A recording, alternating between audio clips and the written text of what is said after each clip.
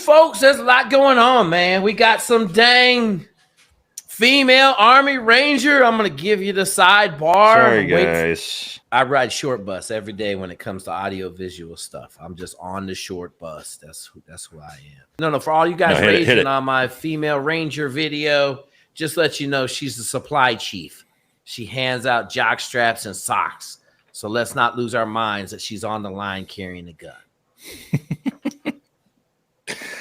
Yeah, we're going to talk about that today, guys. We talked about this on Friday. The video I put out is very popular right now about the new fitness standards. We're going to talk about the Ranger School fitness standards. We're going to talk about the new combat fitness standards. We don't know what they are, but I think me and Jake both know why the military is making these changes. And it's mainly to keep women off the front lines. We'll talk about that if it makes sense. Nate, I'm going to say this. I'm going to say this. I don't think it's made to keep women off the front lines.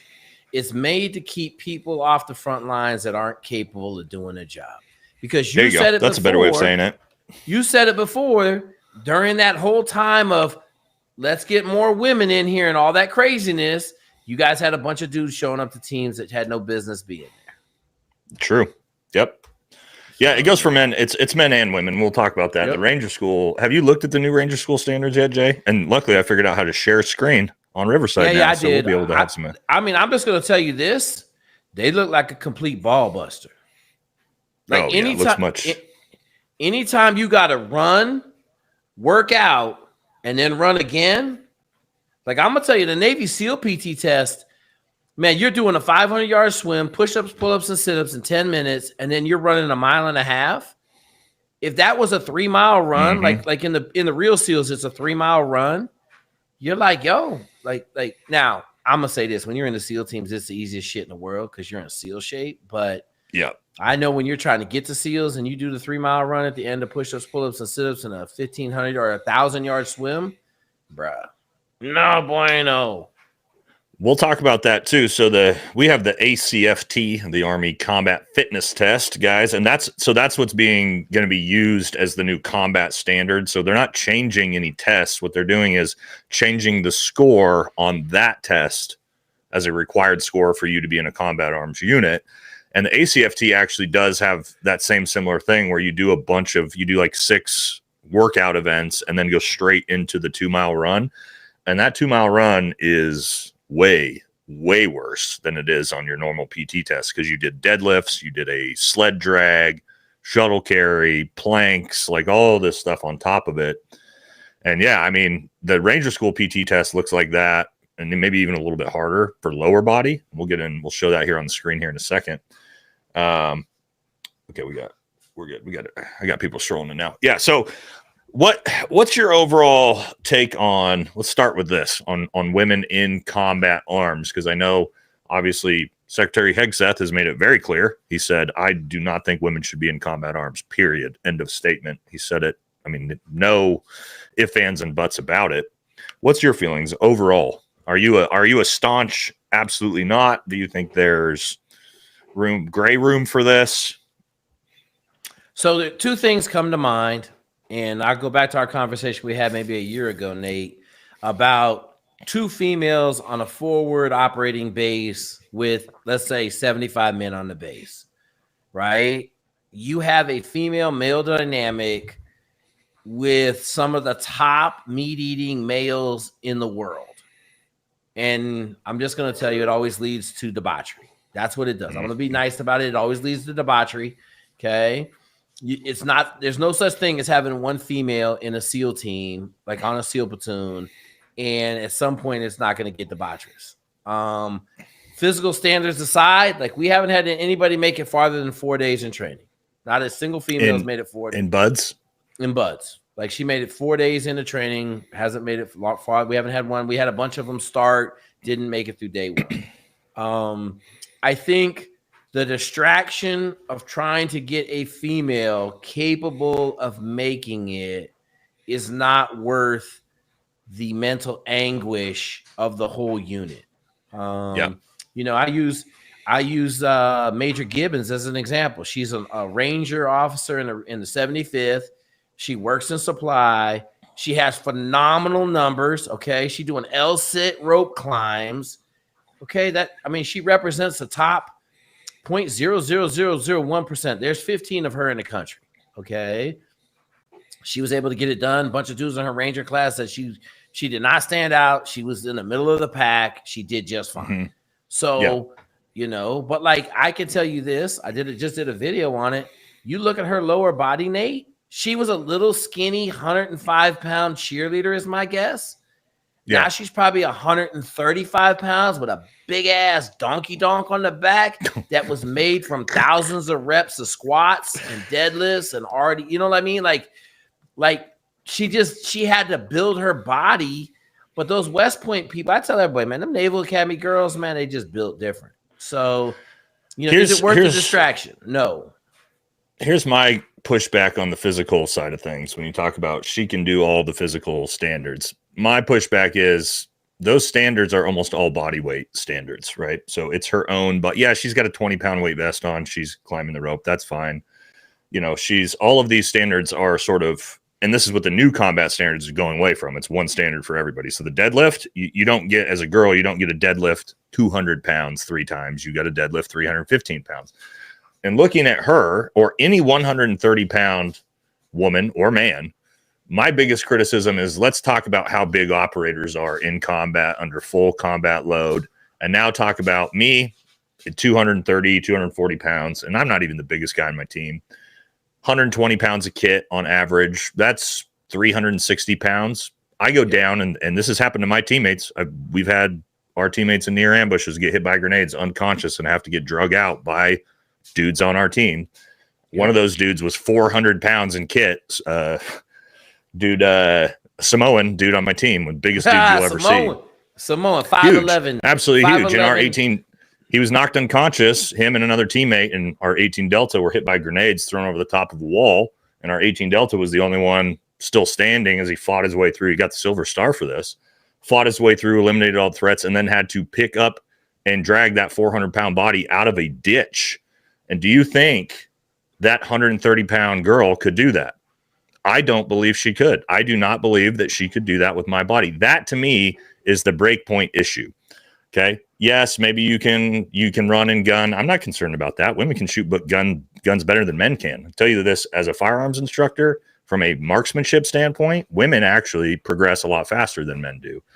But as for real combat, real war, the physicality and things you're going to have to do, I don't believe that she could pull me out of my unconscious 370-pound body dead weight out of a ditch and get me to safety. I don't believe she could do it.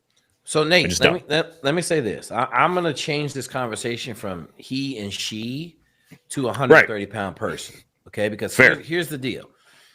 Dude at SEAL Team 4, okay, came in. They told him to start lifting weights. He weighed about 135, little dude. He was kind of defiant about lifting weights. Fucking came in one day, 3 dudes laying on the floor, full kit. Chief was like, get them to the grinder. Okay. He could, the floors in the team rooms are linoleum. He couldn't even pull the kids, like the SEALs, full kit. Couldn't even get him to the door. Okay. They let him struggle for about 10 minutes. And then they said, hey, come on with us. We're going to go downstairs now. They went downstairs. They had a Chiefs board already set up, and they boarded him out of the SEAL team. Took his trident, pulled his trident off his chest, and boarded him out the SEAL team. So I don't really think it's I'm gonna tell you this. If Laura Molnar was out there with you at 6'1", 240-pound championship fucking shot putter, I agree with that. Sure. She body slammed me in the snow like I was some kind of piece of meat, bruh. So like, but like it's just like you're saying, it ain't a job for pixies. It just ain't. Mm-hmm. Like, I was a bigger dude at 205 pounds, play college football. In IEDs, when someone went down and you had to drag somebody, we all have a drag handle. It's pretty easy for me. But I know, like, when I was getting dragged and I got shot in training, like, they ain't have an easy time dragging me, And the other thing, you got all your gear catching on branches and everything else. And, like, so I agree with you 100%. Like, I agree. It's just, it looks cool, but the job is all dirt, grime, and it just ain't, like. Let me remind people forget this too. I'm wearing 120 pounds of kit myself already. So if my buddy goes down, I'm carrying 120 pounds of extra weight already before I have to lift his 300-pound plus body up or drag him to cover. So the amount of strength, now, granted, you're under the most insane amounts of adrenaline and things like that in those moments. Yes, it helps, but that adrenaline doesn't last forever. And if you've got I'm sure you've done some horrible casualty carry events and training and stuff like that, where it's like, now we got to move this dude miles, right? And now all of a sudden that adrenaline's not saving you. And it's just sheer muscle mass, muscle strength, and muscle endurance that's going to allow you to get your casualties to safety. And the reason why I take it so seriously is I've been on missions where we took so many casualties, we got mass called off objectives. We could not even make it to target because we took so many casualties. And that means one dude is carrying multiple bodies to aircraft and things like that back and forth. And so, no, I'm sorry. I just, like Jake said, not even male or female, but 130-pound SF dude he's not going to get the job done physically. I mean, it's not physically possible a lot of these times, right? And that's why in Olympic weightlifting, the 140-pound bracket doesn't compete against the 270-pound heavyweights, or in fighting, right? So, but in combat doesn't have weight classes. It doesn't give a fuck. Everybody's at the heavyweight weight class at all time, you know? Yes, sir. Yes, sir. So I want to take a look at the actual Ranger School standards and see what you think. Because I went through these in my video, but I think we'll talk about if it actually will make it harder for women. Okay, I think it's going to make it harder for everybody for sure. But is it skewed? That's kind of my thing. Is like, is this skewed towards being an advantage for men or not? So should be able to share screen. Yeah, we're getting fancier. In these episodes, guys. All right. So here's Ranger School is getting a new fitness assessment. Army's Ranger School Long Guard is one of the most grueling leadership courses in the military, rolling out new physical fitness assessment, and which goes into effect next week. First class, April 21st. This is just a Ranger School. I was thinking RASP, and no, we're talking about just regular Ranger School. Yeah, RASP, you would expect them to like make the standards way hard, but this is just everybody in the military's generic Ranger School, right? That this ain't they bad. have. Well, we'll see, right? So the old one, so you know, Jake, I don't know if you're familiar with it. It's a standard PT test with a 5-mile run instead of a 2-mile run. So push-ups, sit-ups, 5-mile run in 40 minutes, standard 8-minute pace. And then you do six chin-ups at the end of that. That was the old one. Yep. What the new one is going to be is in Army combat uniform and boots. And I can tell you guys, and Jake knows, this sucks ass when you talk about doing running events and things like that. Hey, I'll say this, Nate. In the SEAL teams, you run a lot in maybe not boots, but you'll see if there's 100 guys running, there'll be 25 guys running with boots on and utes. Like a lot of dudes only ran in pants, right? They'd have we do it a lot. On.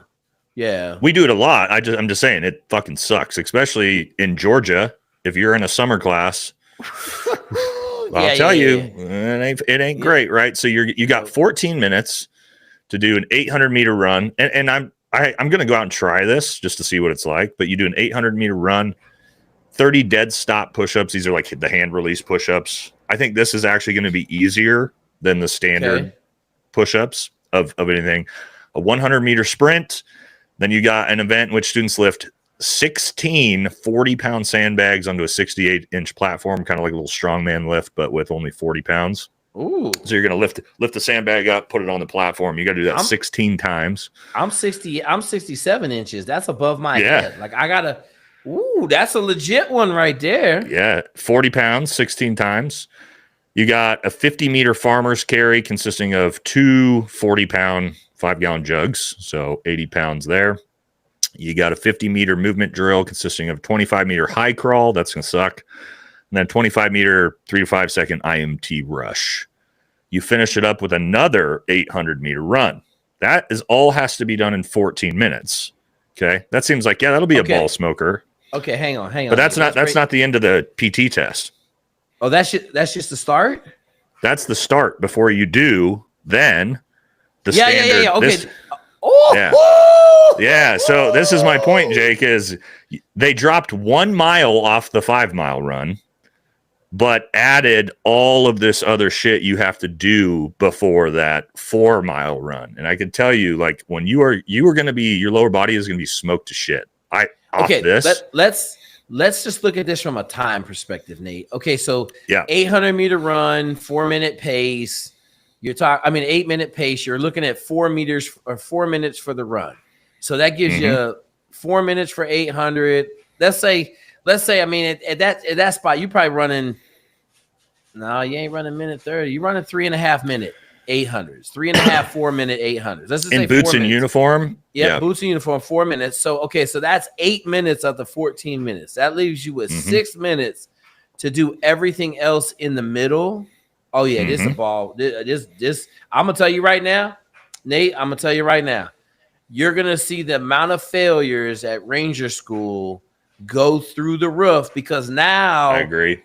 Every infantry officer is required to be Ranger tabbed to be considered a qualified infantry officer.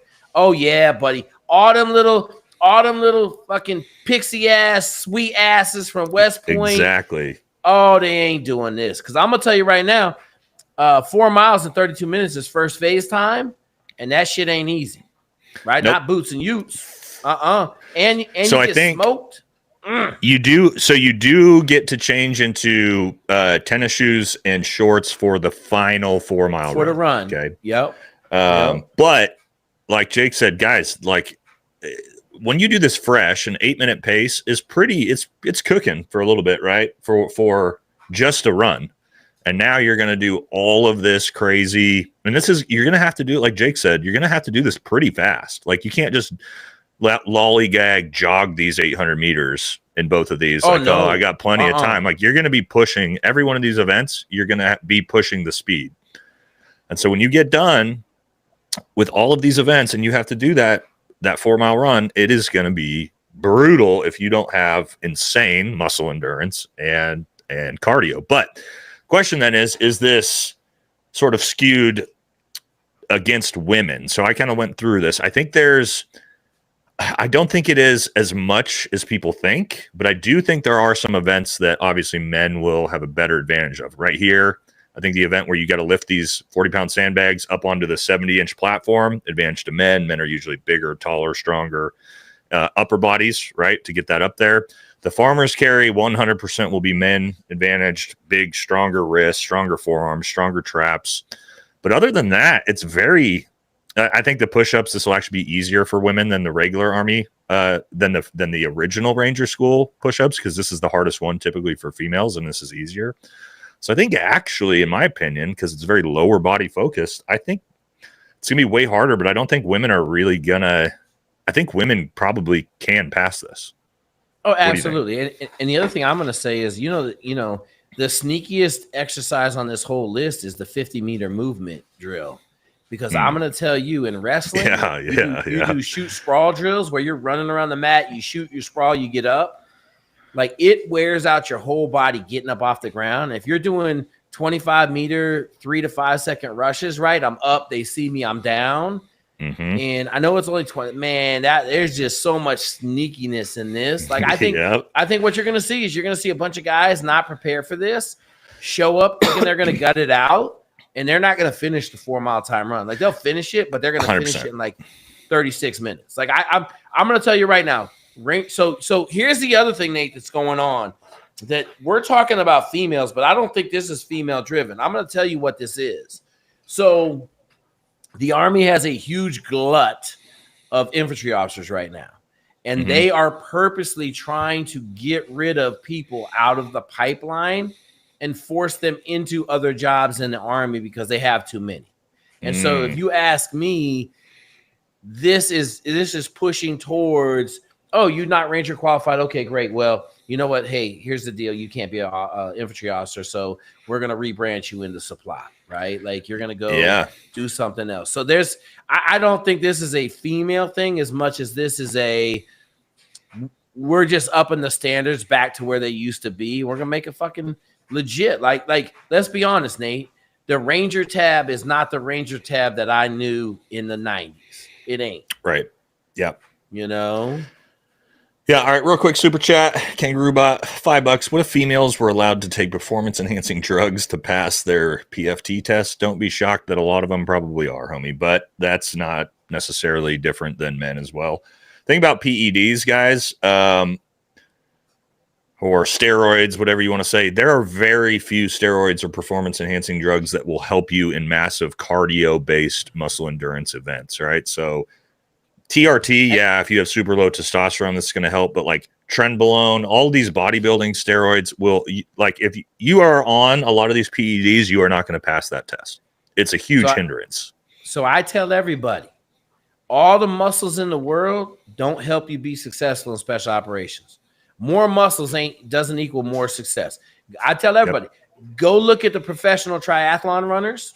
Go look at them, right? They're doing a 2-mile swim, a 108-mile bike, and a 26-mile run. None of them dudes are jacked. Why? Because in endurance sports, I don't need jacked. I need muscle endurance. You get muscle endurance from doing a lot of endurance shit, right? Like, and more muscles, like PEDs. You know, you said test. I tell everybody, test is a herder. Test in the SEAL team is going to get you SIPE, pulmonary induced swimmer's edema, right? Like pneumonia. So thickens your blood, doesn't allow your blood to carry as much oxygen. There's a whole bunch of bad things to performance enhancing drugs. But I'm going to tell you, you're going to pass this test, you're going to be a stud. And that's what they Real want. quick, go ahead. Comment in the chat. Somebody thinks I'm confused about how much weight I carried on my own kit in combat. Very, like, the audacity of you to say that, first of all, is shocking. Because GBRS said they only carried 60 pounds of kit. Let me tell you a little difference between DevGru and being a Green Beret, homie. When I go out on target, I only have 12 dudes. Bro. Okay. I'm carrying fucking everything you could possibly imagine. I'm carrying body armor, helmet, way more ammunition than DevGru has to carry, way more grenades than DevGru has to carry, water, food, communications equipment. Why? Because I don't have 30 dudes and I'm not doing a point target raid. I'm probably going to be out there for 12 to 38 hours. Who knows how long? So yes, I can assure you the minimum weight I ever had on my body and just point target nighttime raids was about 105 pounds at the lightest. At the lightest. And it scales dramatically up for that if I'm doing remain over days and I got to carry bigger. I'm carrying 117 Gulf or PS5 radios, batteries. Guys, you don't really understand. The medics are carrying Skedcos. They're carrying all this crazy shit. We don't have the luxury of some of these point target hit units that are going to come in for 2 hours and be out. Like, we have to, as Green Berets, hump fucking everything in. And that's why in our Q course, Robin Sage, my rucksack was 132 pounds. My rucksack, not including my kit, my weapon, my ammunition. So, all right, Nate, I'm gonna ask you the magic question. Were you carrying ammunition in Robin Sage? Oh yeah. Yes. You had real ammunition? Well, blanks, but I mean it's still weight. Let me say this. The biggest shock I had in the SEAL teams physically is when I had been wearing my kit around with no rounds in it. And then I put rounds and grenades and 40 Mike. And I weighed it, and it was like it was 43 pounds of just bullets. Then when I got into a platoon, the number one weight getter is batteries for the radio.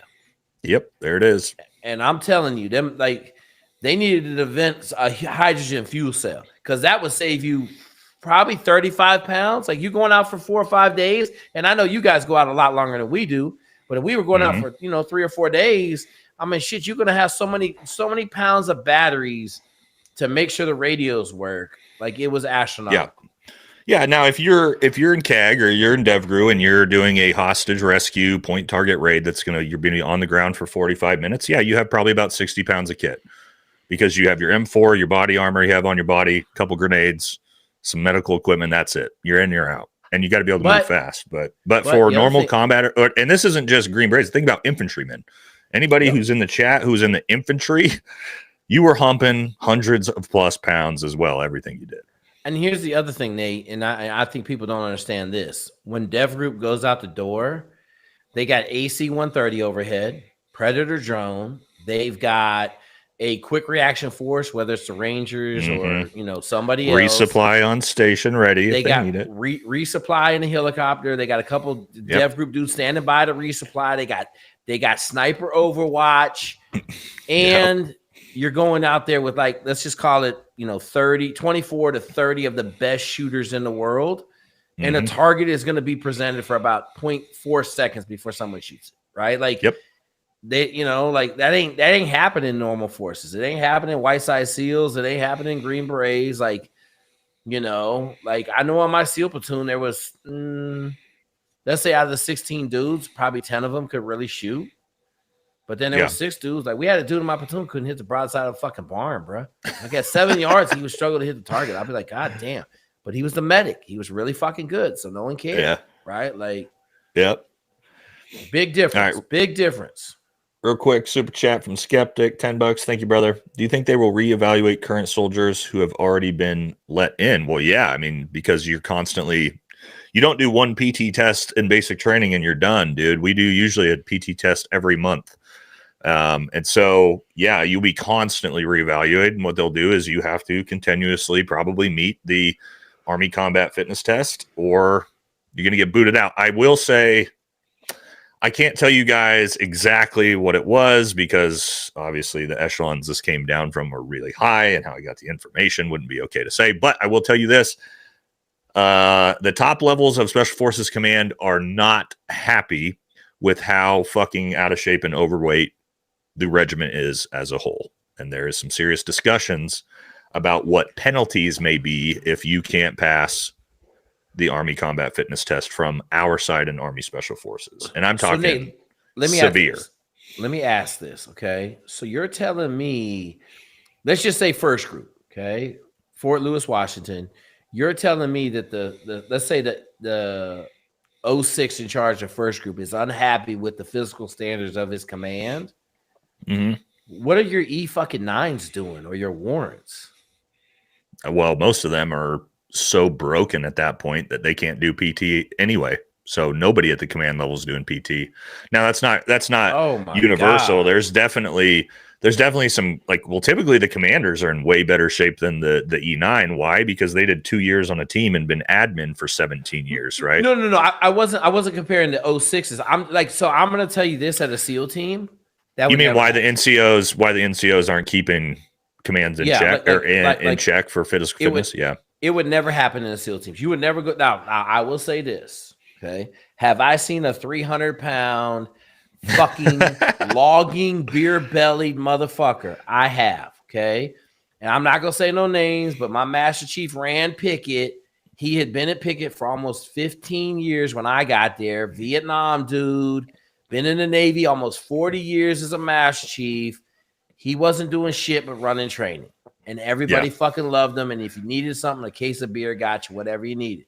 But at commands, bro, you're not ever going to walk into a SEAL command and there be a bunch of dudes, like fat dudes with beer bellies. Like, that ain't going to fucking happen. So it's not common, right? But that is a running joke stereotype of Green Berets, like fucking old fat Green Berets. The Halo team, bunch of fucking fat Green Berets. There's more probably out of shape fat Green Berets than there are in any other special operations unit by far.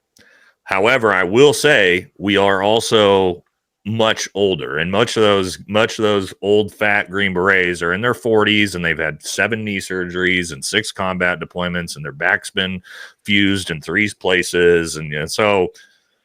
Not that I don't think that's an excuse. I think guys use it as an excuse and then let themselves go on top of that. Because I'm beat to shit, but I'm able to stay in decent shape.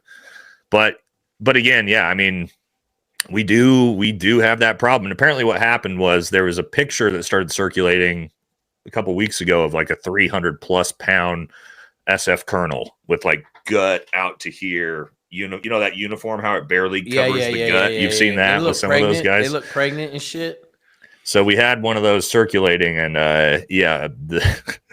SOCOM was not happy to see that type of thing. So I want to talk about the new combat fitness standards. I don't have it up here. We'll just talk about it. But so Pete Hegseth has made the decision, and this is, again, we talked about it earlier, whether whether we think it's to keep women out of combat or not, I think Jake, I think you're right when you say it's to keep people who shouldn't be in combat out of combat. But the decision is we're going to have one gender neutral standard. And actually, what's interesting is the way, Jake, so you know from the history of the ACFT, it's gone through a lot of changes and a lot of controversy. When they first started it in 2022, it was a universal standard non-gender. The problem then was, do you know what that was? What they found when they started running it? When they had that standard? None of the women could pass the standard. And so they said, this is social scientists who suggested this are way out of line, right? It's that women shouldn't have to have the same standard in combat and all these different things, whatever. So what got changed? Yes, women got a brand new standard. Obviously, the standards are all lower compared to the men. So that's what this change is it's back to the original. Now we have one standard, and I could pull. Are you tracking what the ASCFT has in it? I could pull it up probably. Is that I mean, I got an idea. Army combat fitness test. Yeah, I got an idea. It's like buddy drag and a bunch of stuff like that, right? There's a 50-meter drag. Yeah, I'll put it up on the screen so you can see. But there's like a deadlift. Yeah. So it's kind of like what we just talked about with the Ranger School one, but it's more kind of like it's like more weightlifting-esque. Right? Yeah. More lifting. On script. You know, to be interesting, 300-pound deadlift is legit, right? Like 315, yeah. 315-pound deadlift, 3 plates, right? Like we know. Here we go.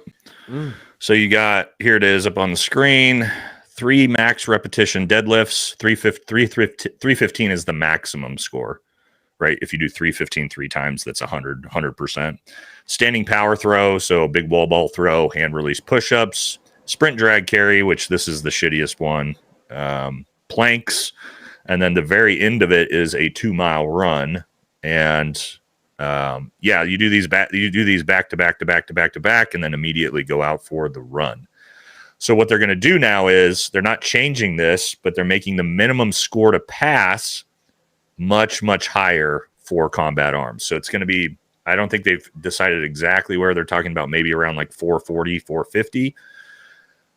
What's your thoughts on that? Looking at this, I mean, if we jack the standard up, and it's so you understand, Jake, the current men's standard to pass, the standard for everyone will be higher than the current men's standard. So it's not that they're just going to make women have to meet the men's standard. They're raising it for everyone and including women. So this is, Nate, this is one of those that I look at and I'm kind of like, anytime we start talking about power ball throw, I'm like, I remember when I was at the Naval Academy, going to Naval Academy, we had to do the ball throw in the gym. And I was just kind of like, okay, what is this measuring? Like, tell me that. Now, sprint drag carry. Well, shit, we know what that's measuring. Okay. Right. Planks, you know, they were saying sit-ups were hurting people's backs. Okay, whatever. 2-mile time run. I think anything running is very applicable. And then, you know, deadlifts. I personally don't like deadlifts, but I understand it's a lot easier to use deadlifts because it's kind of in the middle of squats and it's an overall body measure of strength. And but like, I mean, I don't know. Like I say this at the SEAL teams, if you put this up there right now, I probably could do it. I'll say I could do it 5 times in a row and pass all 5 times. Right. Like I'll say, yep, go ahead. No, go ahead, Nate. You're good.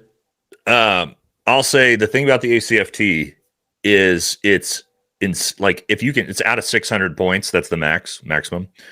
I usually got around a 592. And the reason is like, it's got standards to where getting 100% is extremely, extremely hard. You have to be an absolute freak, but meeting the minimum score is insanely easy. So like the difference between 100% on the 2-mile run is like a 1330 for 2 miles is 100%, but you can get like 21 minutes and still pass. So this huge scale. On and that was the current one. So what I think they're going to do is shore up that bottom end to where you actually have to be in pretty good shape. But I agree with you. ACFT, I don't think the ACFT is hard at all if you're in shape. Let me ask you this, Nate.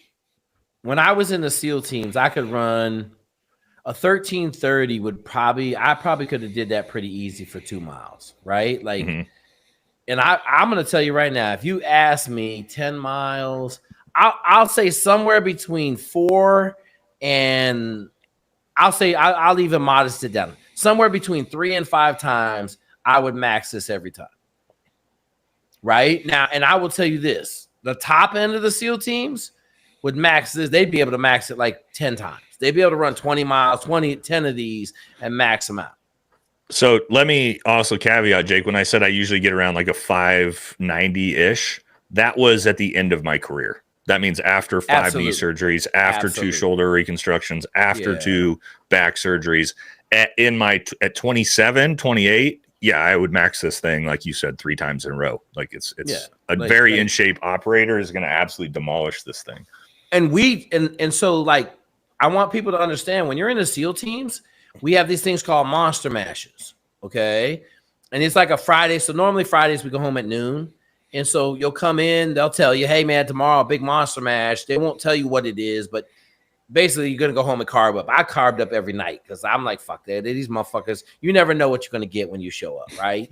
It's Tuesday swim day. It might be Tuesday 4-mile ocean swim, like, so you'd come in and they'd be like, all right, here's the monster mash. We're going to do 4 reps of, whatever it was. Like, okay, you're going to climb the rope twice.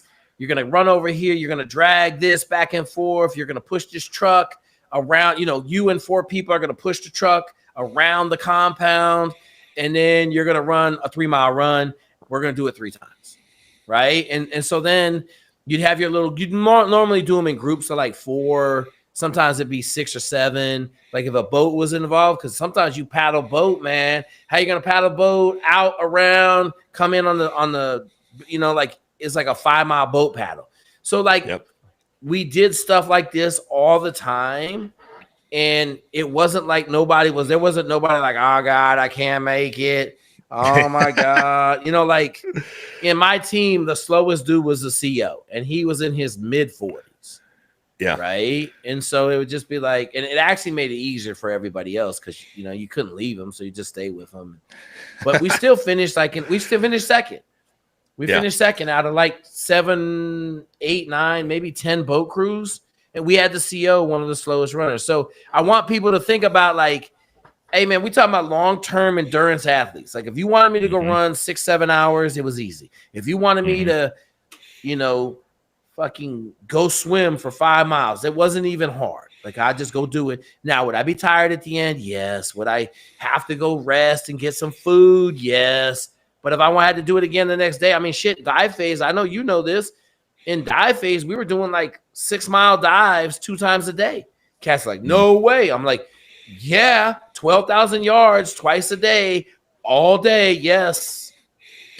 Yeah. And that's like training. And like what I tell people, I talk about like a normal combat operation for us on foot. Like there's usually a couple kilometer movement we're going to make. We're usually out there 14 plus hours, even at the shortest ones, carrying 100 plus pounds of weight on your body for 14 hours straight while just ruck marching. But that's not even necessarily if you're getting in a gunfight and things get crazy.